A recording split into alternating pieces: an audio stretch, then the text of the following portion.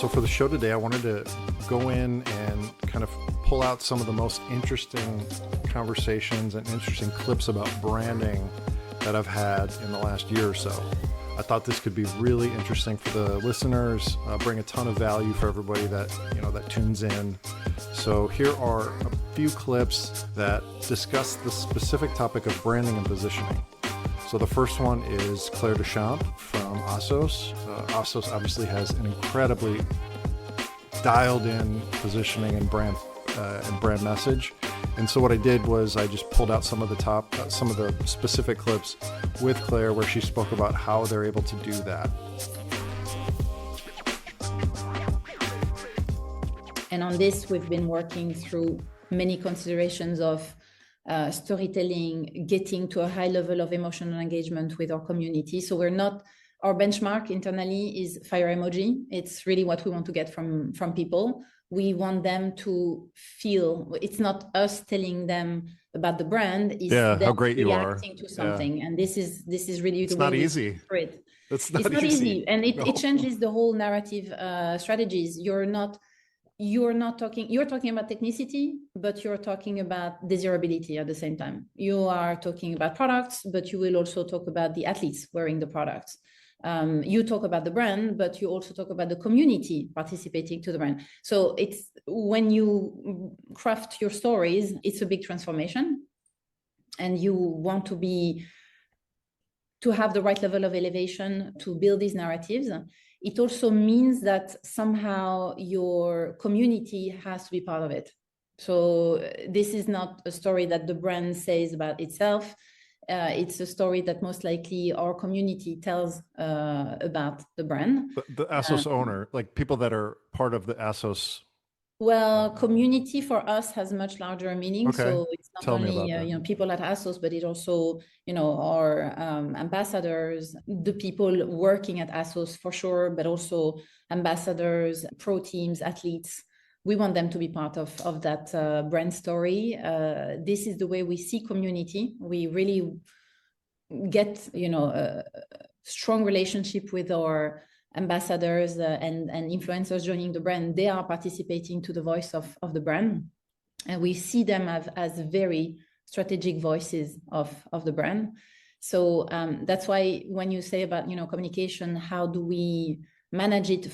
We try to think the narratives in a different way, but we totally include it 360 with the communication environment. So the community and the places which really need to be at the hotspots of cycling.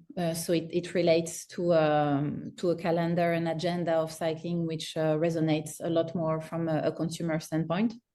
So it sounds like you're saying, like, if you look at it from a very simple lens, it's not like you're saying, okay, let's go do a photo shoot of these products in this place because it'll look cool. You're saying where our brand is most expressed most honestly and most effectively is within the community of the people that are around our brand.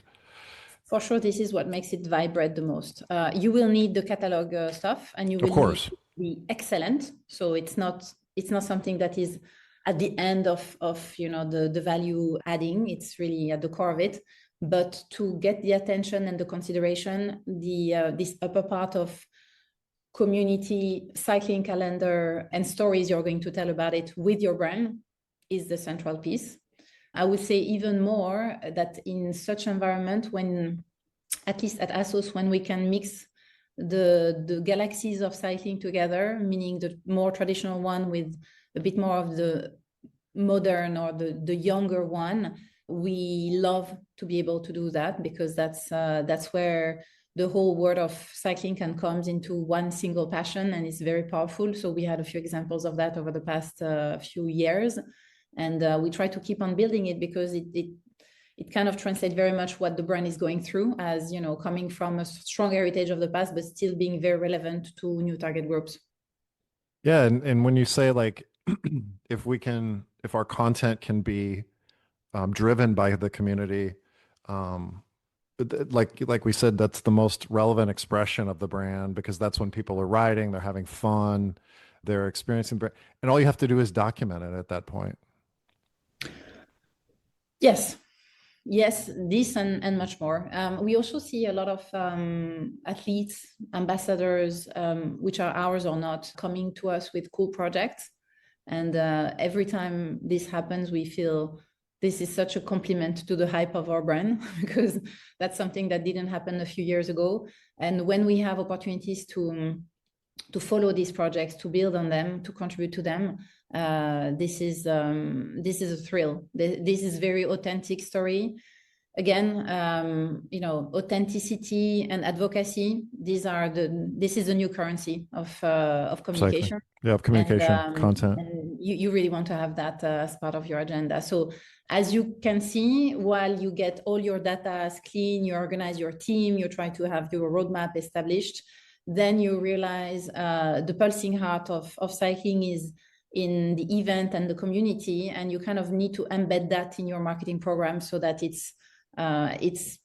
makes it much more vivid and relevant and vibrant. The equity of Assos has an incredible legacy, 50 years next year, has incredible authentic story. Tony Meyer, the family behind the making of the product, is incredibly authentic, and authenticity is the new marketing these days. So it's value. It's a huge value. You can't make it. Like, you can't make that. Like, it's, you can't build that. You can't build that.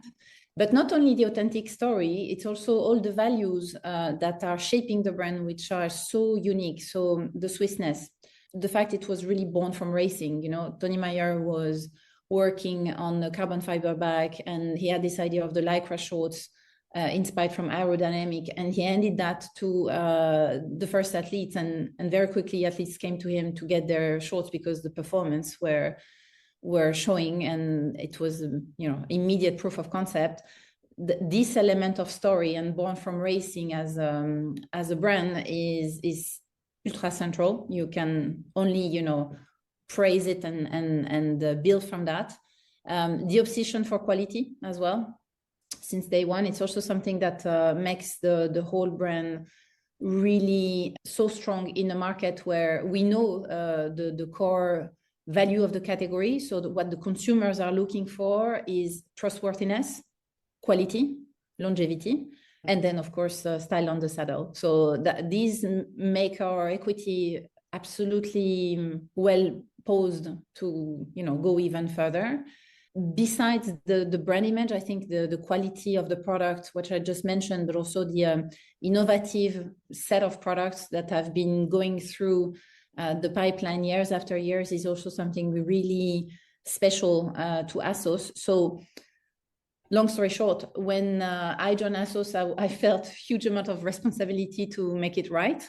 I was here again very honored to be able to work on such an equity. The result for us and the implication for us is that you want to preserve and cherish that equity. You need to pivot it to make it relevant to new target groups. But this is something on which we build. We do not divert it, and it's actually an element of richness of the brand that we feel very attached to. So I think that's a great point. And I've talked with a lot of brands, especially brands that have hugely important heritage kind of elements. And sometimes I think brands kind of shy away from it in a way, because it makes to have technology and innovation, it sort of is in conflict with heritage. But if you can it sounds like what we're saying is that to build on the most relevant elements of that heritage and make sure that you're keeping that in mind, but that it doesn't necessarily put you kind of in a box. So totally. That's totally. I think you're totally right. The element for us, which was key to build on, is the core technology and performance aspect of the brand is absolutely one to protect, to cherish, to elevate. We wanted to make sure it would also translate into a desirable style, because we're talking about apparel to the target groups. So this is an element on which we've been working from a product, but also a communication perspective. because at the end of the day, you really understand nowadays, and given, the target groups we're talking about, nobody wants to decide between performance and style. You want to have both. And actually, style is a great way to elevate the performance image of your brand. So it's not conflictual. It's actually something that can synergize extremely well together. So that's to complete a bit of the picture. In this episode, I spoke with Hugo Davidson, the founder of Knog. They make accessories for cycling, specifically lighting.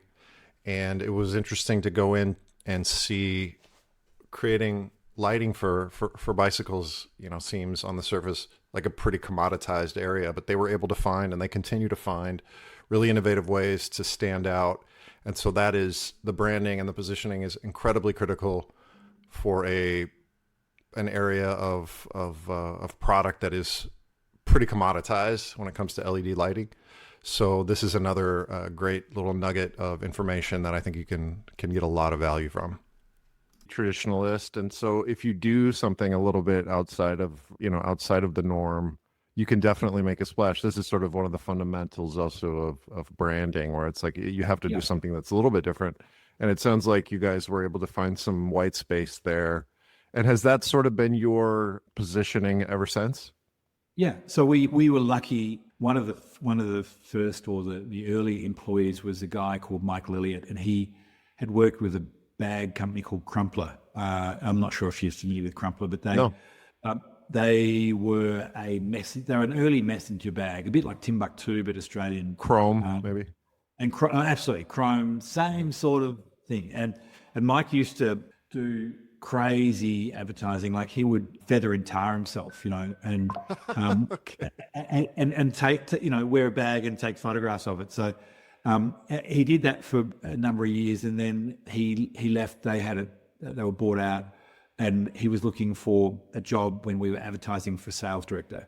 And he came, and he's about 6'8", 6'7", 6'8". He's got a red beard and looks a bit like a gnome with big glasses. And okay. So he's really memorable. And he said to us, "Look, you don't need a sales director. You need someone who can market the brand." And he came to us with this idea the first day, like sexy urban bike. We want cycling to be sexy. We should target the urban. And he managed to really help formulate what the brand was. And he taught us a lot about branding, to be quite honest, because we had the product design skills, and we needed that sort of an outlook. So he was pretty pivotal on that level. He was with us for probably 5 or 6 years. In those early days when we were making a lot of noise, and he was good at making a lot of noise. So yeah, that was one of the missing links in the early days, and then trying to get the reputation, get.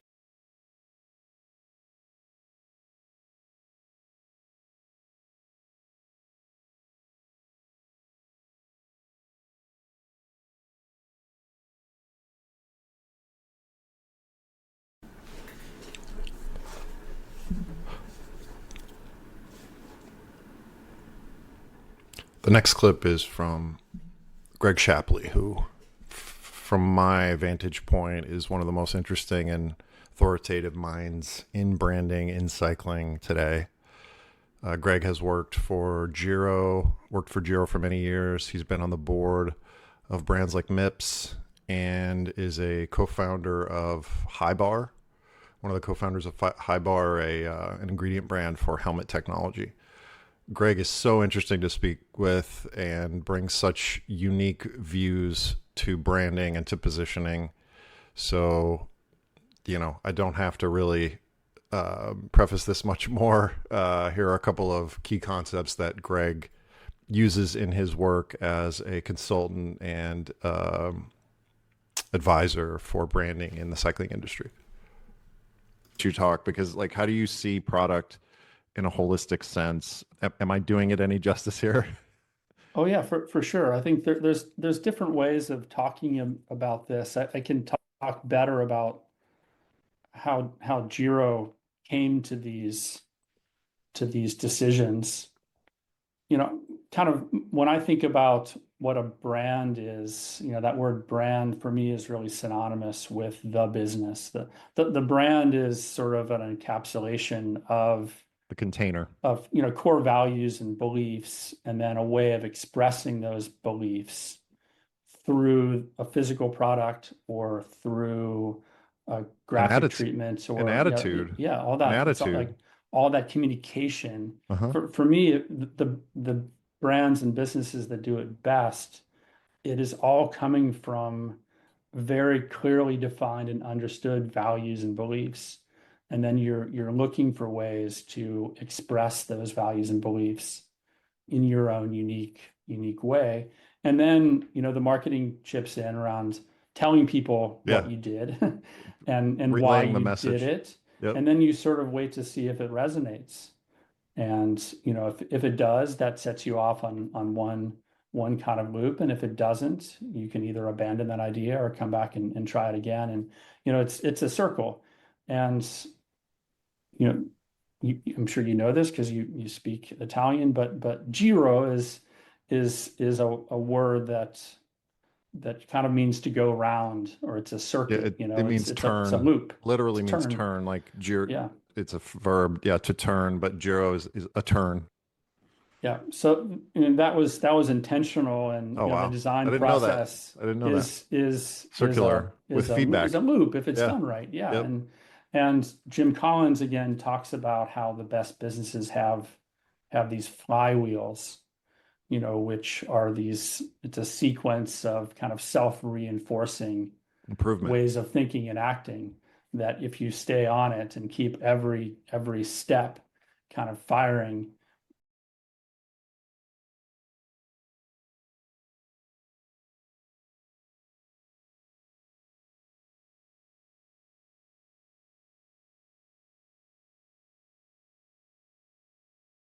on it. Yeah, and then you can see others that are going from opportunity to opportunity. That's And how you see it, as opportunistic is the opposite of deliberate? Yeah, I think Okay. so. I'm sure there's other ways of thinking about it or describing it, but No, I want to know again, how you think about back it. to back to early mentors that I had. I was a young guy when people first started asking me what I thought about these different things. So I was just, like, I had all these ideas, and Bill Hanneman, the first president of Giro, would always stop me and say, "Is this an opportunity or is this a strategy?" Wow. And he would really force me to think about it and then to answer that question. Is this just an opportunity that I see, or is this clearly aligned with our values and beliefs and our purpose, and all those things I just described before, the passion, the capability, and then the business model. So it was just sort of beaten into me in some ways. And just like all things that you learn, at a certain point you internalize it. Sure. And you don't have to have someone else ask you the question. You start asking it of yourself. Is this an opportunity or a strategy? And how can I be really clear which one it is? And it sometimes there are opportunities that are aligned, big enough and aligned enough that you make room for them in your strategy, but then you really have to be committed to those long term. And I've got a few examples of those that started off right and then went wrong because of that dissonance between the time frame that we were working on as a team and the time frame of investors or owners. And a lot of things end up getting stuck in the middle there. But yeah, I think that's that discipline of, and I don't know if discipline is quite the right word, but discipline in the execution. I'll use it. It's more it's intention as much as it's discipline, but just being really clear on what you do and how you do it. Okay, but what if I'm wrong? Using that as Greg? a filter. What if I'm wrong? What if there's not enough market out there for my vision? Well, that means that your concept isn't profitable, formed enough.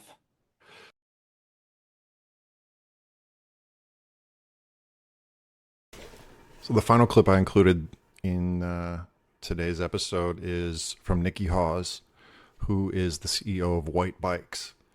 And she speaks about how the Formula One racing heritage and the innovation culture is something that they sort of got away from, and that she is trying to bring back, and feels that is the part of the unifying message and the unifying concept that's going to bring success to the brand, as it did in the beginning. So you can hear her talking about how getting back to those roots and getting back to that core concept of innovation from which the brand was built is what she is striving for the brand, to bring it back to growth and bring it back to success. The kind of mantra which comes from the Formula One heritage of the brand is only put products into the market that improve on riding. So Sure. when you ride a Whyte bike, you feel confident, you're inspired because it just rides really well, because of the considered approach to engineering and how everything is taken into account. So knowing that the product was great was, well, I can fix all the other things because some of those are operational, some of those are commercial. So yeah, that's really what I went about. And I mean, we could spend probably another podcast talking about what we then went to do to try and turn the business around, but turn the business around, cutting a long story short, brought back in a lot of the commercial categories that we'd exited, brought down the price point of where we were aiming the bike so we could reach a wider audience, listen to the retailers. The retailers were asking us to do certain things and really listen to them, and then delivered on all of those promises. So we have much broader range now, still very focused on off-road. And I think the thing that's really made the difference around Whyte is we're really focused on who we are and what types of bikes we sell, which is why we're really focused just on off-road. So everything we put out there is really good. We're not in categories where we don't really have any authenticity or heritage in. And then we become really good at that. And then all our resources are focused on that. You're a small businesses, you have limited kind of brand and marketing budgets. You've got a small but great sales team, and they're all just focused on being the best off-road bike brand. It sounds like you had this leasing business, which was taking energy away. You had some categories that were kind of bleeding energy, bleeding focus. So it sounds like at this size of business that there needs to be there's a limit on how much people can focus on to be able to be successful. And so it sounds like you found that balance, or at least that's what's been behind the success that you've had over the last 6 to 12 months. So you're able to find that balance. So focus, and I always talk about focus on this podcast because it feels like focus is like the make or break topic in every business that I talk about, and every entrepreneur that I speak with or leader that I speak with, is that focus is it's like kryptonite. If you don't have if you're spread too thin, obviously it's going to dilute everything that you're doing. So is there an exit time horizon that you're working with? Obviously, if that's confidential, we don't have to speak about it, but from the PE perspective, are you feeling like you're back on track from their expectations? Yeah, so I'd say you're absolutely right. I'll answer both those sort of questions, but focus is super important. And I think the reason why Whyte, for me, I found it so much easier working for a business where I could believe in everything it was putting out there, because I feel authentic in what I'm doing. And then I feel authentic when I'm standing up in front of potential acquirers and presenting a business plan. And then not only do I believe in it, the market and the media reviews, everything that we put out there, either wins reviews, wins 10 out of 10s, 9 out of 10s, wins heads-to-heads with other massive global brands. So it's endorsed by third parties. And so just focusing on the things that we're really good at is the only way you can win. Yeah, it's the only way you win. It's the only way you can win. Yeah, and you've got so much competition out there. Yeah. I mean, we could have another podcast talking about, we've just launched our Avanox bike. So, you've got to differentiate yourself. And so we're really clear on where we sit. Sure. And what we do. And just be really